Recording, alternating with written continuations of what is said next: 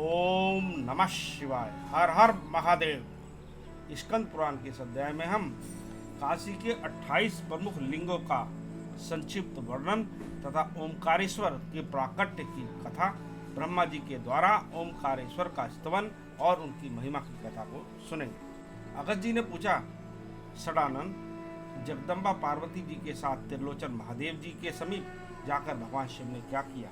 स्कंद जी बोले, अगस्त जी, त्रिलोचन या त्रिविष्टप लिंग के समीप जाने पर माता पार्वती देवी ने भगवान शिव से कहा, देवदेव विश्वनाथ, आप सर्वव्यापी तथा सब कुछ देने वाले हैं।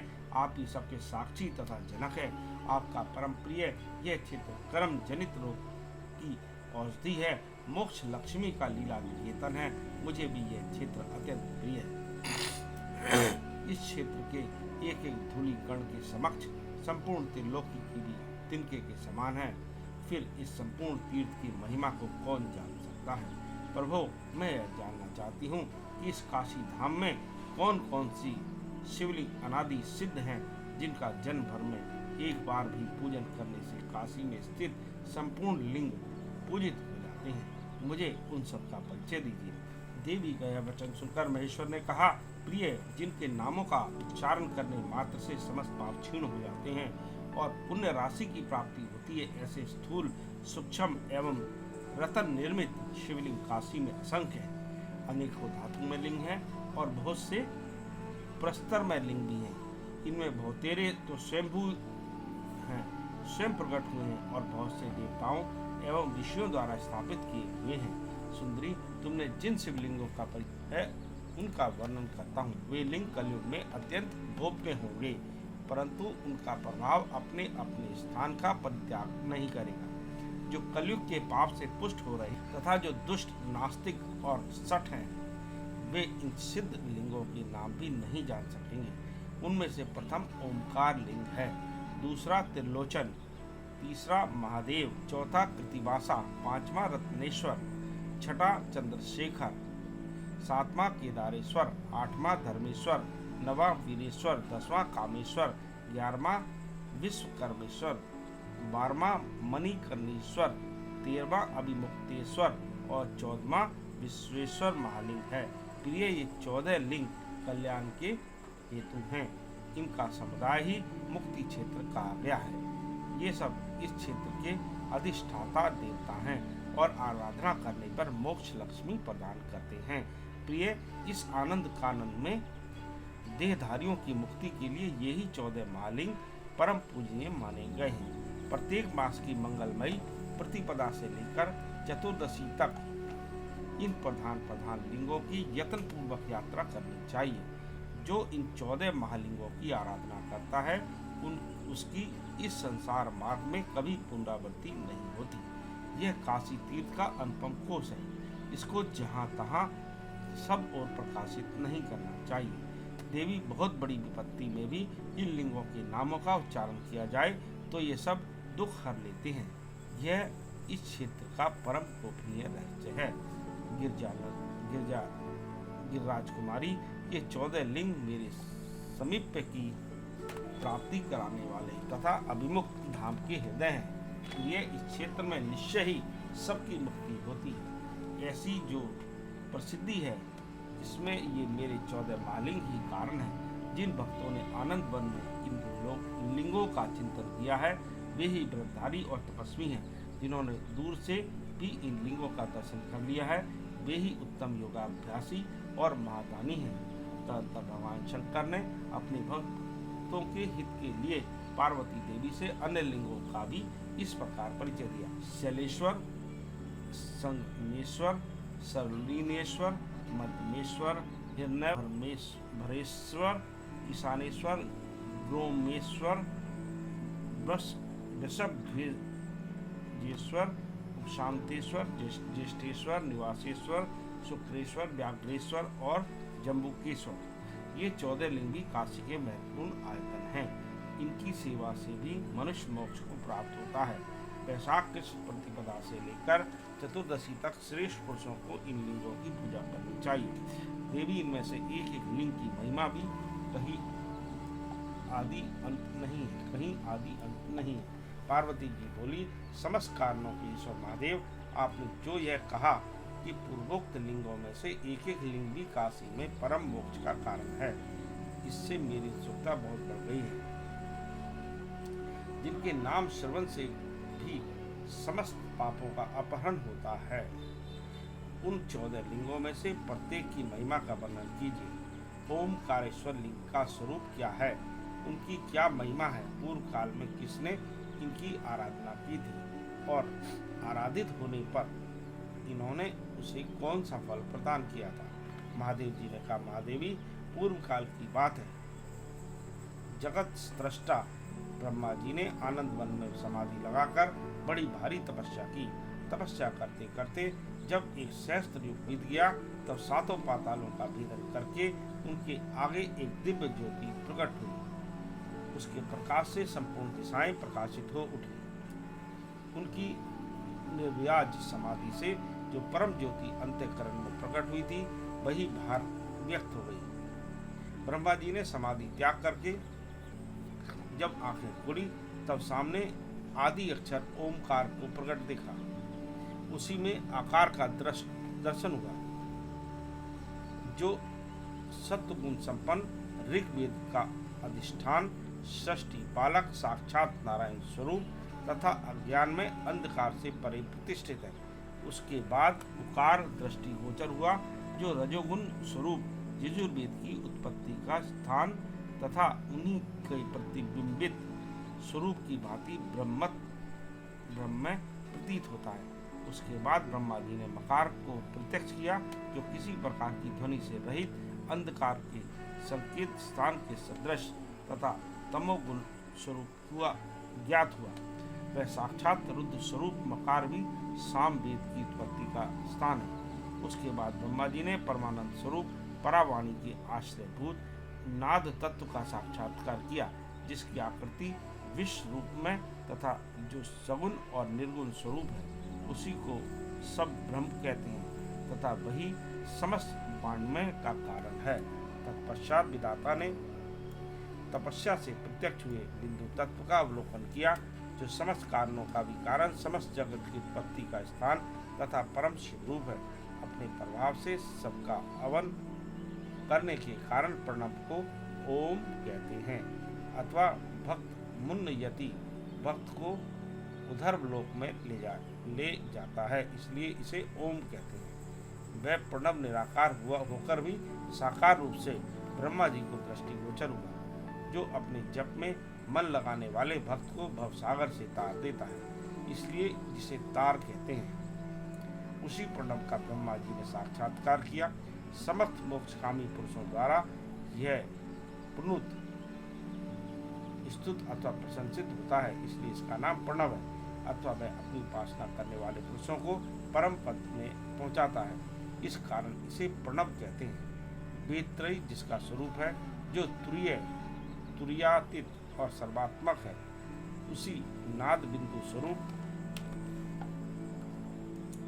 ओमकार का ब्रह्मा जी को प्रत्यक्ष दर्शन हुआ, जिससे अंगों सहित संपूर्ण वेद प्रकट होते हैं। जो वृषभ रूप यज्ञ में परमेश्वर मंत्र, ब्राह्मण और कल्प तीनों से संबंध होकर बार बार शब्द करता है, अर्थात वैदिक मंत्रों से ध्वनित होता है, जो तेजोमय तथा सबसे श्रेष्ठ है, जिसमें ब्रह्मा से लेकर कीट पर्यंत संपूर्ण जगत का लय होता है। इसीलिए जो साधु पुरुषों द्वारा लिंग नाम से पूजित होता है, उसी ओमकार लिंग का ब्रह्मा जी ने प्रत्यक्ष दर्शन किया। तदंतर ओम नाद बिंदु इन 5 अक्षरों से युक्त प्रपंच से भिन्न लिंग रूपधारी ओमकारेश्वर का ब्रह्मा जी ने इस प्रकार स्तवन किया। ब्रह्मा जी बोले, सदाशिव, अक्षर स्वरूप धारण करने वाले ओमकार रूप परमेश्वर को नमस्कार है। आप ही आकार आदि अक्षरों की उत्पत्ति स्थान है, आपको नमस्कार है। निराकार परमात्मन आप अकार, उकार और मकार है। ऋग्वेद, यजुर्वेद और सामवेद आपके ही स्वरूप हैं। आप रूपातीत परमेश्वर को नमस्कार है। आप ही नाद बिंदु और कला स्वरूप हैं, आपको नमस्कार है। लिंग रहित होते हुए भी लिंग रूप से प्रकट होने वाले आप सर्व स्वरूप महेश्वर को नमस्कार है। आप आदि अनंत से रहित एवं तेज की निधि हैं, आपको नमस्कार है। आप जगत को उत्पन्न करने वाले रुद्र, दुख दूर करने वाले और संहारकारी है, आपको नमस्कार है। आप पापियों के लिए उग्र और भीम रूप हैं, आपको नमस्कार है। पशुओं का पालन करने वाले, आपको नमस्कार है। आप तारक प्रणव रूप हैं, आपसे ही संपूर्ण जगत की उत्पत्ति होती है, आपको नमस्कार है। आप माया से परे परम कल्याण स्वरूप हैं, आपको नमस्कार है। ए ई उ री ला ए ओ ए औ ये सब स्वर आपके ही स्वरूप हैं, आपको नमस्कार है। कैसे लेकर है तक संपूर्ण व्यंजन भी आपके ही स्वरूप है, आपको नमस्कार है। उदात्त, अनुदात और स्वरित रूप, आपको बार बार नमस्कार है। हर्ष, दीर्घ और प्लुत के नियंता तथा विसर्ग सहित वर्ण स्वरूप, आपको नमस्कार है। अनुस्वार रूप, आपको नमस्कार है। अनुनासिक में आपको नमस्कार है। निर्नुनासिक अक्षर तथा दंत और तालु से उच्चारित होने वाले वर्ण आपके ही स्वरूप हैं, आपको नमस्कार है। ओष्ठ और हृदय से निकलने वाले अक्षर भी आपसे भिन्न नहीं हैं। ऊष्मा और अंतःस्थ वर्ण आपके ही स्वरूप हैं, आपको नमस्कार है। आप ही प्रत्येक वर्ग के पंचम वर्ण हैं, आपको नमस्कार है। आप पिनाक धारण करने वाले हैं, आपको नमस्कार है। आप ही निषाद और निषादों के स्वामी हैं, आपको नमस्कार है। वीणा, वेणु और मृदंग आदि बाद भी आपके ही स्वरूप हैं, आपको नमस्कार है। उच्च और गंभीर ध्वनि स्वरूप, आपको नमस्कार है। आप पापियों के लिए घोर और भक्तों के लिए अघोर रूप धारण करते हैं, आपको नमस्कार है। आप ही तान स्वरूप हैं, आपको नमस्कार है। आप ही किस मूर्छनाओं के पति हैं, आपको नमस्कार है। स्थायी और संचारी के भेद से द्विध भाव रूप, आपको नमस्कार है। आप ताल प्रिय, ताल स्वरूप तथा लास्य और तांडव नृत्य को प्रकट करने वाले हैं, आपको नमस्कार है। तौरे त्रिक आपका स्वरूप है। आप नृत्यगान और वाक के बड़े प्रेमी हैं तथा भक्तिपूर्वक नृत्य गान एवं वाक के द्वारा आपकी आराधना करने वाले भक्तों को आप मोक्ष लक्ष्मी प्रदान करते हैं, आपको नमस्कार है। स्थूल और सूक्ष्म आपके ही स्वरूप हैं। दृश्य और अदृश्य रूप धारण करने वाले, आपको नमस्कार है।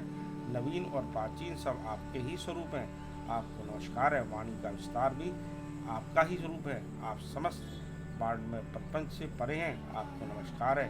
एक अनेक रूप तथा सत असत के स्वामी, आपको नमस्कार है। सब ब्रह्म आपको नमस्कार है। परब्रह्म आपको नमस्कार है। वेदांत के द्वारा जानने योग्य, आपको नमस्कार है। वेदों का पालन करने वाले, आपको नमस्कार है। आप वेद स्वरूप हैं, आपका रूप वेद गम्य है, आपको नमस्कार है। पार्वती पते, आपको नमस्कार है। जगदीश्वर, आपको नमस्कार है। देव देवेश्वर, दिव्य पद प्रदान करने वाले देव, आपको नमस्कार है। महेश्वर, परम कल्याणकारी, आपको बारंबार नमस्कार है। जगदानंद, चंद्रशेखर, मृत्युंजय, आप नेत्रधारी शिव को नमस्कार है। पिनाक एवं त्रिशूल धारण करने वाले, आपको नमस्कार है। आप भक्तों का विषाद दूर करते हैं, आप ही ज्ञान है, ज्ञान ही आपका स्वरूप है। आप सर्वज्ञ शिव को नमस्कार है। योग सतम, आप ही योगियों को योग सिद्धि प्रदान करने वाले हैं। तपोधन, आप ही तपस्वी लोगों को तपस्या का फल देते हैं। आप ही मंत्र रूप हैं, आप ही मंत्रों के फलदाता हैं। आप ही महादान करने देने वाले और आप ही महादान के फल हैं। आप ही महायज्ञ और उसके फलदाता हैं। आप ही सर्वगत, सब कुछ देने वाले और सबके साक्षी हैं। सर्वभोक्ता, सर्वकर्ता और सर्व संहारकारी भी आप ही हैं। योगियों के हृदयाकाश में निवास करने वाले शिव, आपको नमस्कार है। आप विष्णु रूप से शंख, चक्र और गदा धारण करके तीनों लोकों का पालन करते हैं।